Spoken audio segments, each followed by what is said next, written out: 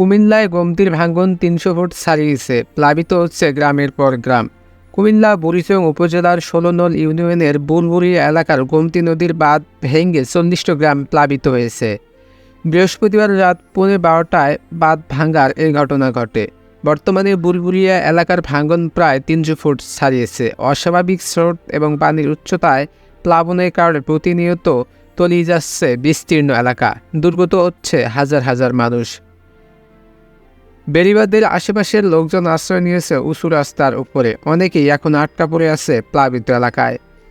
স্বেচ্ছাসেবীরা জানিয়েছেন, ভাঙন কবলিত গ্রামগুলোর প্রায় ৩০% লোক আটকা পড়ে আছে। পানি উন্নয়ন বোর্ড কুমিল্লা নির্বাহী প্রকৌশলী খান মোহাম্মদ ওয়ালিউজ্জামান জানান, বৃহস্পতিবার সন্ধ্যার পর থেকে ওই স্থানে নিচ দিয়ে পানি বের হচ্ছিল। স্থানীয় লোকজন বালুর বস্তা ফেলে দিয়ে পরিস্থিতি নিয়ন্ত্রণে আনার চেষ্টা করে, কিন্তু রাত 12:15টার দিকে বাঁধ ভেঙে লোকালয়ে পানি ঢুকতে থাকে। বাঁধ ভেঙে সাথে সাথে বুলবুড়িয়া, খারাতাইয়া, নানুয়ার বাজার, বাজিহুরা, মিথিলাপুর, শিকারপুর, মহেশমারা, ইসাপুরা, পয়াত, গাজীপুর, কণ্ঠনগর, মাওরা, গোপীনাথপুর, জগৎপুর ও গোসাইপুর গ্রামগুলো প্লাবিত হয়। এসব এলাকার ঘরবাড়ি ও স্থাপনা বেশি ক্ষতিগ্রস্ত হয়।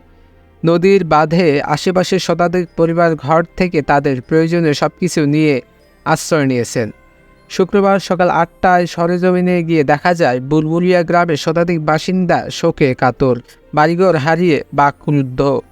বুলবুড়িয়া গ্রামের বাসিন্দা সংবাদকর্মী গোলাম কিবরিয়া জানান, তার বাড়িঘর সব পানিতে তলিয়ে গেছে। কান্নায় ভেঙে পড়েন তিনি। বুলবুড়িয়া গ্রামের অন্তত 20 জন বাসিন্দা জানান, রাত 11:30টায় নদীর পানি হঠাৎ ঘূর্ণন শুরু হয়। তারপর বাঁধ ভাঙতে শুরু করে। প্রথমে বাঁধটি 10 ফুটের মতো ভাঙে, তারপর 20 ফুট করে বড় আকারে ভেঙে পড়ে।